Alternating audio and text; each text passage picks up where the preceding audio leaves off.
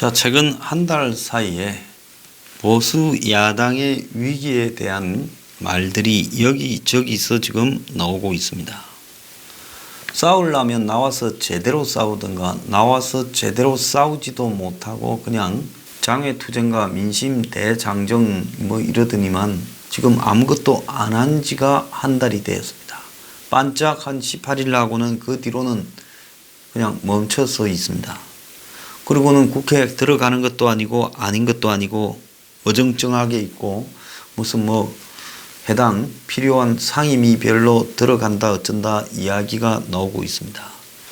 그런데 이런 와중에 지금 경찰이 패스트트랙 관련해 가지고 한국당 의원 4명을 오라고 했습니다.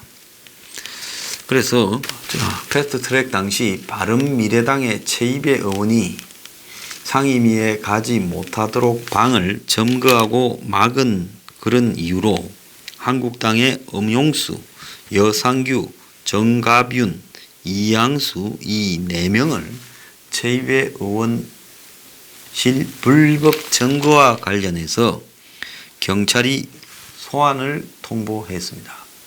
자, 한국당은 표적 소환이라고 반발하고 나경원은 날치기 패스트트랙을 유발한 불법 사보임, 그러니까 이 말을 안 듣는 바른미래당 의원들을 바른미래당 원내대표가 이 바꿔치기를 했죠. 상임위원회에.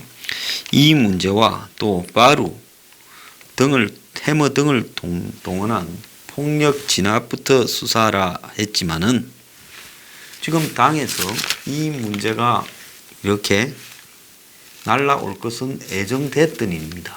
그래서 나경원이 이인영과 협상을 할 때 뭐라고 협상을 해야 되겠습니까?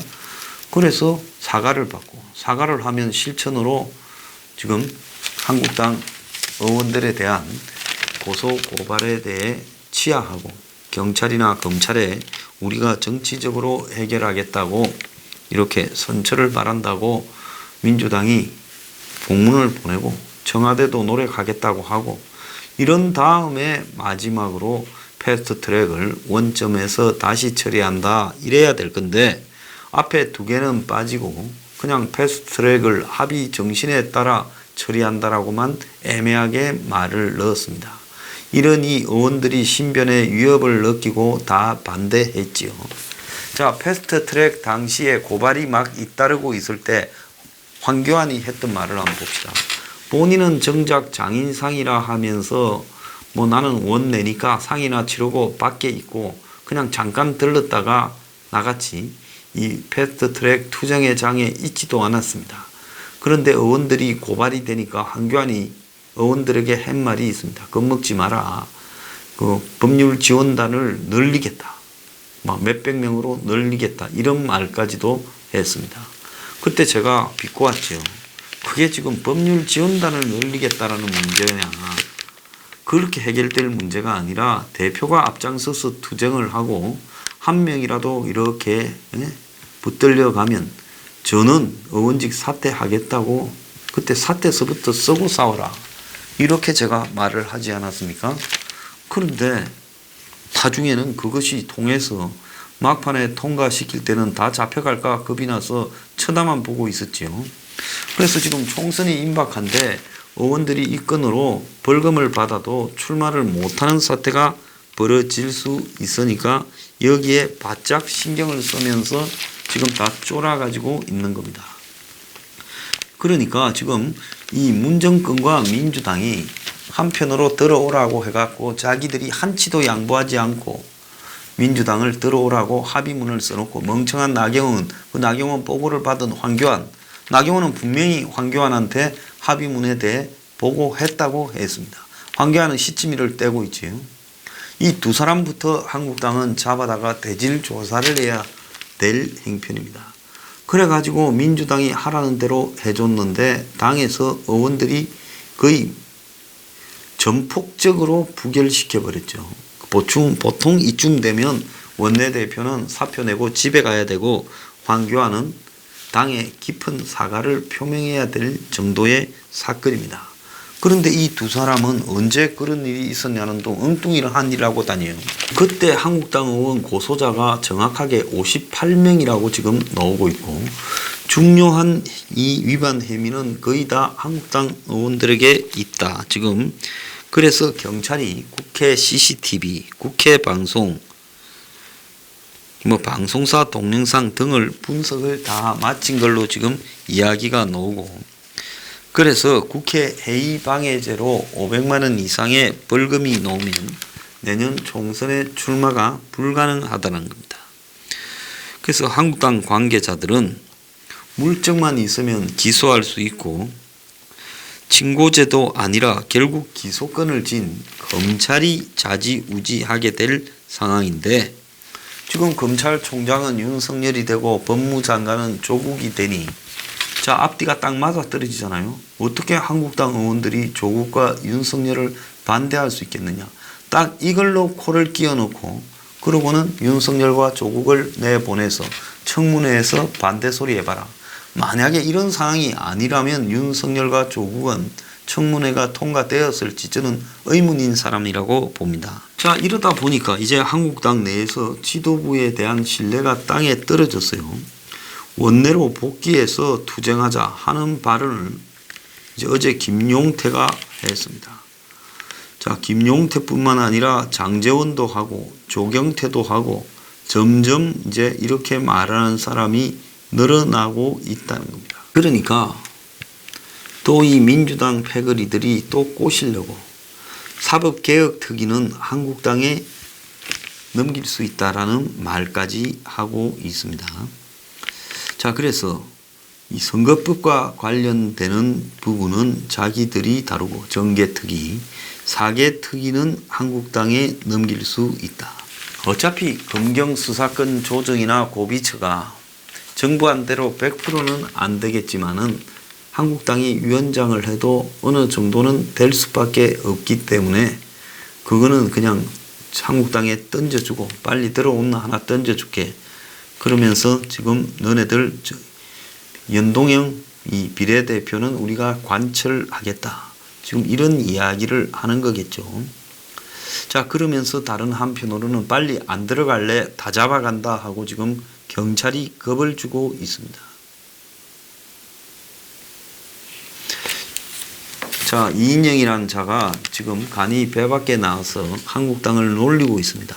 너네들이 돌아와도 패배자라고 생각하지 않는다라고 이야기를 했습니다.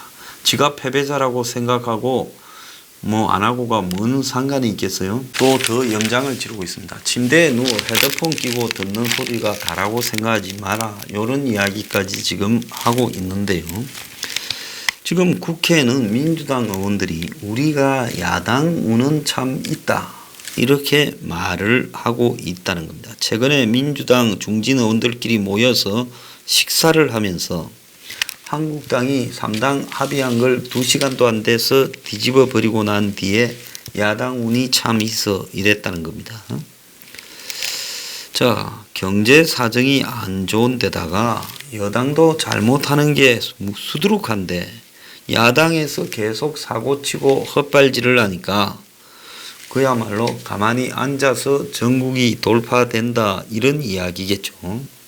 그래서 요즘 한국당의 모습이 참 가관이다라는 이야기까지 나오고 있고 그 논란의 중심에 사고뭉치 황교안이 서 있다는 겁니다. 110석에 가까운 의석을 가진 원내 정당이 지금 국회를 떠났다. 그것도 불만을 가진 사람, 비판한 사람들이 있지만은 어쨌거나 전국을 순회하며 집토끼인 보수층들 특히 영남부터 해서 다지기 위해서 그랬다. 그런 식으로 치주자 이겁니다. 그런데 그때까지는 좋았죠. 제가 그때 비판할 때는 욕을 하는 사람이 아주 많았어요. 이제 제가 황교안을 비판해도 욕을 하는 사람 숫자가 현저하게 줄어들었습니다. 가만히 보니까 제가 하는 이야기가 다 맞아 떨어지게 가고 있으니 제 욕을 하기가 쉽겠습니까? 그런데 딱 거기까지였다. 확장을 노리고 주제를 노동 청년으로 바꾸자 말자 헤매기 시작했다는 거죠. 그러니까 그냥 빨간 옷 입고 사람들 불러 모아서 강경파들 이런 거 할 때는 문제가 안 생기죠. 그런데 중도 외연 확장, 그래서 제가 중도가 어디냐, 한국당이 말하는 중도는 실체가 없다 이렇게 말했지요. 가치를 바탕에 두고 중도를 찾아야지 그냥 상상의 중도를 아무런 가치도 없이 지금 찾아 헤맸다는 겁니다. 그래서 외국인 노동자에 대한 어정쩡한 언급, 또 청년 이슈에서 자기 아들 스펙 자랑하다가 망신당한 거, 또 더 나아가서 그 무슨 최저임금 이야기하러 간 거, 또 아파트, 임대아파트 가서 임대아파트 실정에도 맞지 않는 아파트 가격 이야기한 거, 또 임대아파트 가서 한 발언 등 가는 데마다 뭔가를 깔끔하게 마무리하지 못하고 세상 물정을 거의 모르는 황태자가 민생을 살피러 갔다가 엉뚱한 소리 하는 것처럼 곳곳에서 말썽을 불러 일으켰습니다. 극기야 최근에 시끄러우니 여성 당원 모아서 단합대회 하는 우먼 페스타 행사를 열었다가, 정당의 행사에 우먼 페스타가 뭡니까? 그냥 여성 당원 단합대회 이러면 촌스러워서 그냥 우먼 페스타 이렇게 이야기를 합니까? 어쨌거나 이름을 우먼 페스타라고 고상하게 붙였으면 하는 짓거리도 고상해야 될 건데 어디 저 바지를 까내리고 이런 짓거리를 하다가 또 개망신을 당합니까? 자, 그래서 이제 이인영이하고 오신환이하고 국회 들어가기로 합의하고 합의서 쓰고 왔는데 그 내용이 개판 5분 전이라서 또 의원들이 뭉개버렸습니다. 그런데 이제 당원들까지 바지를 내려서 퍼포먼스를 한다고 해가지고 그야말로 망신을 당해버렸습니다. 그러니까 민주당 중진왈, 정당에 대한 단순한 지지율보다 더 유심히 보는 게 특정 정당을 얼마나 싫어하느냐는 거다. 싫어하면 그쪽 후보를 못 찍는다. 민주당과 한국당의 격차는 10% 차지만은 싫어하는 정도는 더 크게 차이가 난다며 총선 전망이 지지율 격차보다 더 크게 벌어질 거다. 이런 이야기를 지금 하고 있습니다. 최근에 정당 호감도 조사에서 한국갤럽 조사로 민주당을 싫어한다는 41, 한국당을 싫어한다가 66이 나왔다고 합니다. 자, 이런 상태로는 지금 도저히 이길 수가 없습니다. 자, 민주당이 내부에 최저임금, 또 상상고등학교 자율형 사립고, 조국 이런 문제를 두고 지금 집안 싸움이 나고 있어요. 내부의 논쟁도 벌어지고 있고요. 자, 그런데 중요한 거는 뭔가 하면 민주당 안에서도 싸움이 좀 있지만은 이 싸움은 한국당이 벌이는 지금 행태에 비해서 지금 아무것도 아닌 것처럼 치부되고 있어요. 황교안은 지금 언론 탓을 했는데 딴 사람들은 언론 탓을 할 수 있겠지만은 사고의 장본인 황교안이 언론 탓을 할 수 있을 정도인가? 못하지요. 자, 그래서 보수가 엄청난 위기로 지금 다시 내몰리고 있다라는 두려움이 팽배해지고, 그러면서 이 강경 보수는 분노하고 또 분열되어지고 있다는 겁니다. 그냥 차라리 아무것도 안 하는 게 낫지 않는가. 어디도 가지 말고 어떤 발언도 하지 말고요. 그 다음에 한국당 의원들은 그냥 장외투쟁도 안 하려면 어디 체육관 하나 불러서 아침에 와서 고스톱을만 치든지 그냥 서로 자기들끼리 화투를 치든지 체육관 안에서 밖으로 안 나가고 그냥 문 걸어놓고 밖에서는 플래카드를 하나 걸어놓고 앞으로 대투쟁을 하기 위한 워크샵 이렇게 해서 한 보름 동안 워크샵 한다 하면 적어도 보름 동안 사고는 안 나지 않겠나 이렇게 봅니다. 그래서 지금 황교안에 대한 아부는 저렇게 많이 하지만 황교안의 지금 사고 내는 확률은 거의 100%에 가까워지고 있는데 문제는 뭔가 하면 언론이 후비판다. 이거는 항상 야당에서 감수해야 될 부분이라고 봅니다. 그러면 언론이 후비팔 구실을 아예 안 주도록 노력하는 것이 가장 중요한 거죠. 자, 그런데 정치의 핵심은 뭡니까? 책임은 내 가지고 또 공은 밑으로 돌리고 이런 부분들을 잘 하는 것이 정치의 핵심이라고 봅니다. 근데 황교안은 나경원이 시켜서 합의를 하게 하고 그리고 그 합의가 부결되니 나는 모른다고 입을 닫고 나경원이는 황교안하고 이야기했냐 하니 했지 그러면 내 혼자서 했겠냐고 또 고자질을 합니다. 그래서 대표하고 이 지금 원내대표가 그야말로 보기 추한 모습을 연출하는 지경까지 가고 있어요. 보니 1월 달부터 꾸준히 미세하게 증가하던 한국당 지지율이 6개월 만에 하락세를 보이고 그래서 뭐 이 여론조사 믿지는 않습니다만은 RN서치라는 여론조사의 한국당 지지율이 27.5, 민주당은 39해서 10% 이상 차이가 나고 유력 대권 주자로 황교안이 1등을 해오다가 이낙연이한테 밀렸다고 합니다. 이낙연이 24.7, 황교안 21이라는 거예요. 황교안은 외연 확장한다고 여성 친화, 청년 친화 했지만은 당 내부에서는 여성을 도구로 이렇게 지불을 하는 거냐 하는 비판까지 나오고 있고 문제는 한국당의 그 우먼 페스타에서 언등이 춤이 나왔을 때 황나 두 사람이 다 참여했고 행사가 체크되지 않았고 또 아무런 제지가 없었다는 거다. 그러면서 상위 5개 팀은 행사 때마다 와서 공연을 해줬으면 좋겠다고 농담까지 건넜다고 합니다. 제가 생각할 때는 이 두 사람으로는 총선 못 치른다. 그리고 솔직히 말하면 두 사람의 미천이 다 나왔다. 이제 뭐 숨어있는 한방도 없고 대략 둘의 수준이 어떨 것이다 라는 것이 나왔다 봅니다. 지금까지 황교안은 법무장관 그리고 총리 그리고 대통령 권한대행이라는 직책 뒤에 숨어서 자기의 진짜 모습이 드러나지 않았습니다. 그래서 그 직책에 걸맞는 황교안의 모습은 이 발음이 묵직한 그리고 무게 있고 날은 점잖고 잘생기고 뭐 이런 사람처럼 비춰져서 보수의 대안이 될 수 있다고 그렇게 기대를 많이 했지요. 나경원은 평소에 나경원의 정치하는 스타일이 굉장히 좀 이렇게 이상하다라는 말들이 있었지만은 단 한 번도 나경원이 무슨 원내대표를 맡은 적이 없기 때문에 실제로 저 정도일 거라고는 아무도 생각하지 않았습니다.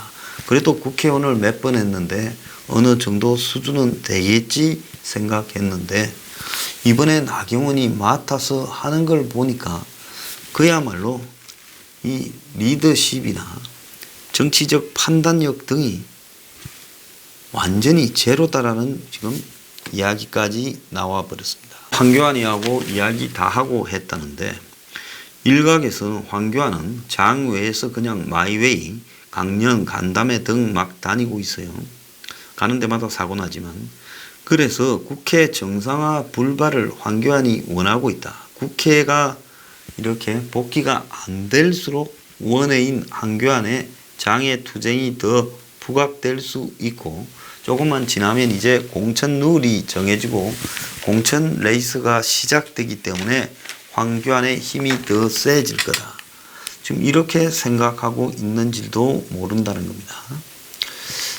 자, 그러면 나경원이 황한테 이야기를 했는데 황은 부결되기를 원했다면 그러면 황이 나경원한테 이야기한 것이 거짓말이라는 거냐.